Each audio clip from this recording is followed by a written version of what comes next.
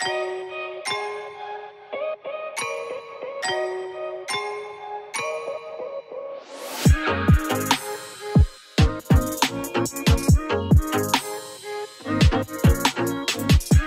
Samyang 45mm 1.8 for Sony. Yet another autofocus lens that I've been very keen to try out.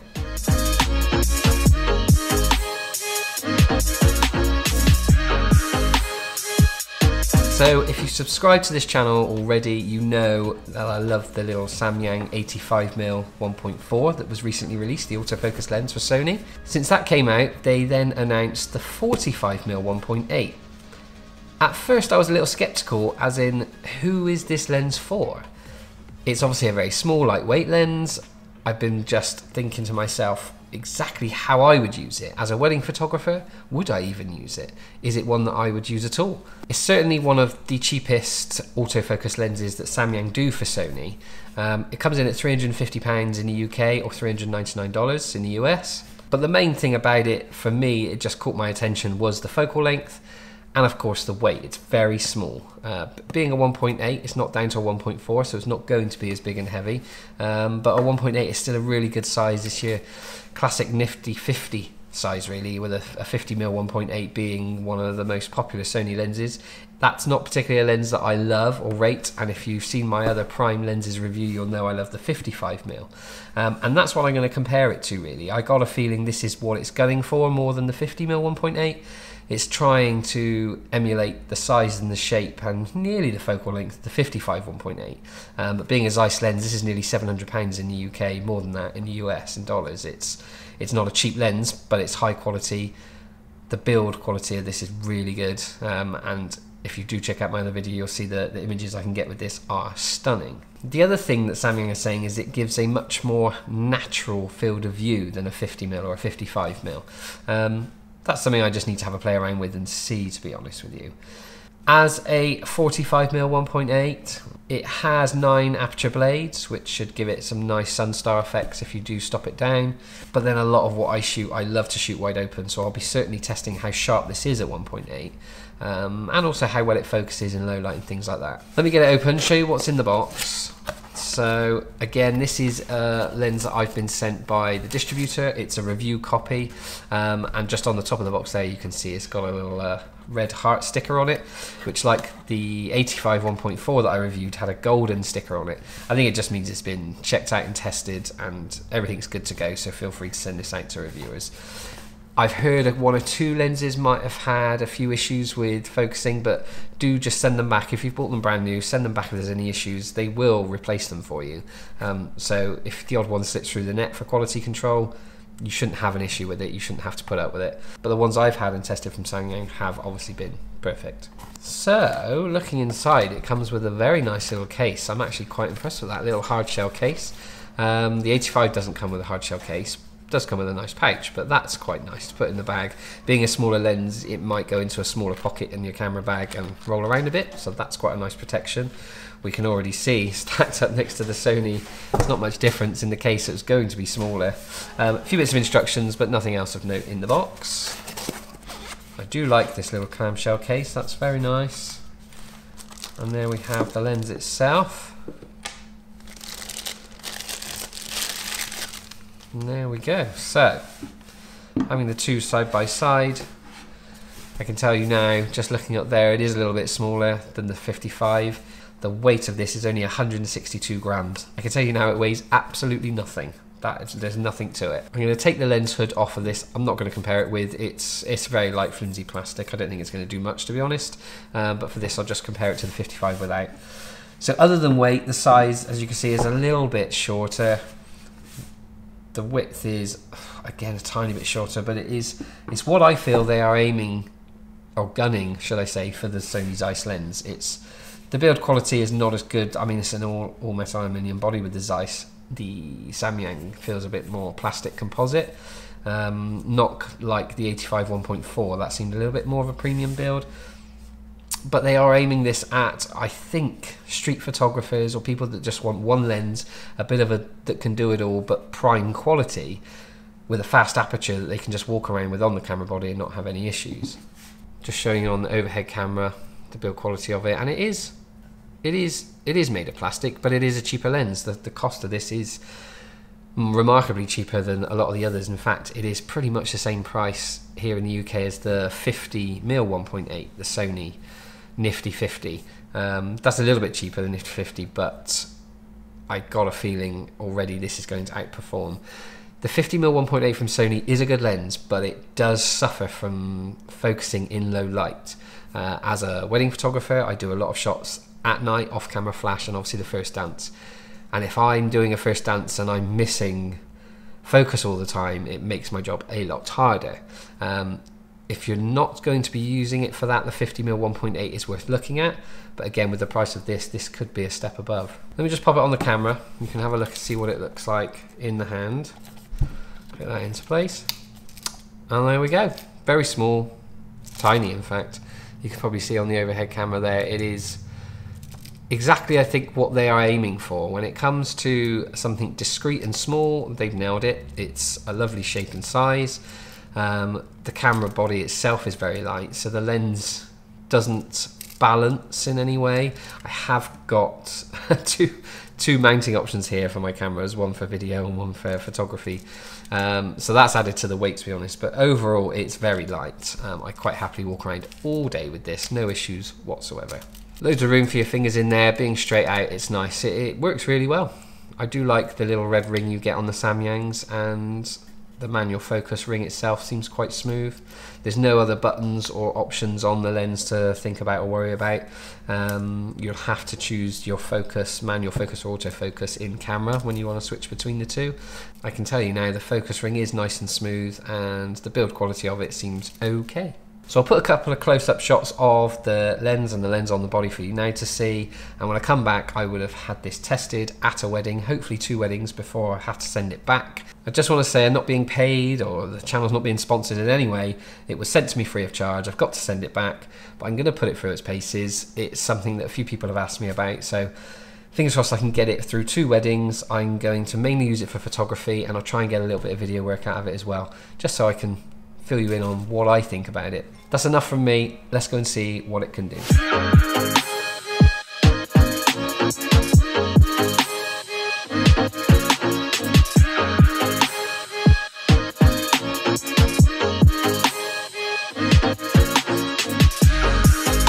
Not too shabby, Samyang.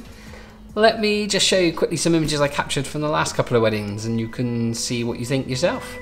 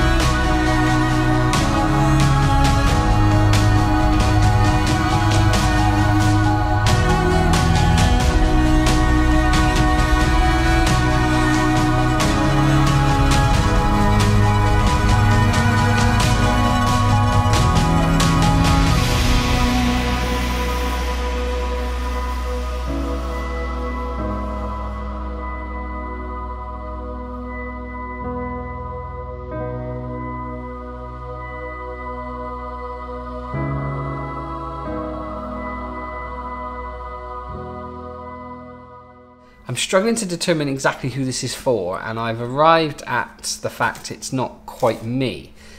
It is a great little lens for the price, and I have to put the asterisk on there, for the price. It is a fantastic little lens. At 45mm, it is a bit of a funny length. It's not a traditional length like a 35 or a 50 or an 85. That doesn't mean it's a bad thing, it's just with this lens, it's one that I had to think a little bit more about how I was composing the shot and what I was going to do. But that's just because I'm so used to other focal lengths. I think this lens is great for your beginner, anyone who's looking for a cheap prime, maybe street photography. Again, it is discreet and you can get some lovely portraits with it, something you just won't notice. And again, if you are using it out and about, even a travel photography sort of lens, it's something that if it got damaged, it's not the end of the world if you had to replace it. The main thing people are going to ask me is sharpness. Sharpness, no issues whatsoever. On the A7 III body, it performed perfectly. Along with the focus, there wasn't many issues. There was the odd moment that it might not have nailed focus as quickly as, say, a native Sony, but you are talking more expensive lenses. As you saw through the images, the bokeh is rather nice. At 45mm length, you're not going to get lots of blown out background, but if you position yourself in the right place, you will get some nice bokeh, foreground and background, and there wasn't anything there that disappointed me with this one. Chromatic aberration, I didn't see any in my images at all, which is nice. Just another little bonus. That's something that you would have always found on lenses at this price range, but nothing on this one. It's got its own little character, and I think that's what makes this lens stand out. It's quite unique in the way it renders the images, and it's hard to explain. As with everything, it's subjective. I found it to be quite nice, and I do think this is going to be a very popular lens, especially with anyone beginning in photography. It's certainly one that I'd be recommending with the 85 or the 45 as your first prime lens, definitely. The only real disadvantages to note are a little bit of flaring, but nothing too major. Which you would expect, and no weather sealing, but again, for the price, would you expect that? No, not really.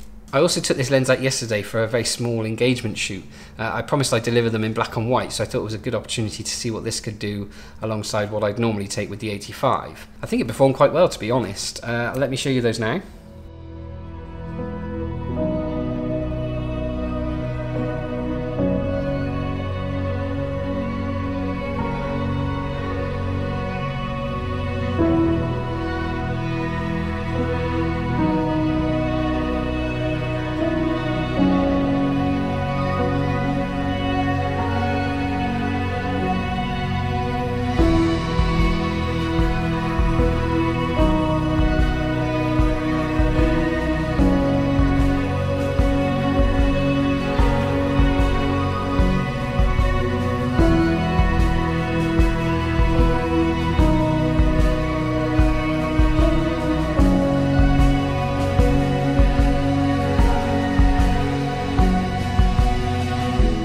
As you can see, get yourself in the right position. This can be a very good lens for portraits, headshots, and even full body portrait as well. If you can just move your legs around a bit, you'll get a much nicer image, especially at 1.8, as I love to shoot, and as all the images that you've seen are at 1.8 as well. The other thing worth noting, if you can't quite get back far enough and you stood there thinking, wow, I wish I had a wider angle lens on me, you can also use the Brennheiser method, which isn't something I would say you don't need a wide angle, because you could use the Brennheiser method. But for those that don't know, it's where you would stitch 2, 3, 4 images together into a panoramic shot. Basically, you would hold your focus on a certain point in the shot, take it, holding the focus point still, move a little bit higher, take again, move a little bit higher, take again, and then you would have 3 images stitched together. So here's a shot with the 45mm that you've already seen, just a standard portrait shot. And then this is a landscape shot, 3 images stitched together to make a portrait image, Brennheiser method style.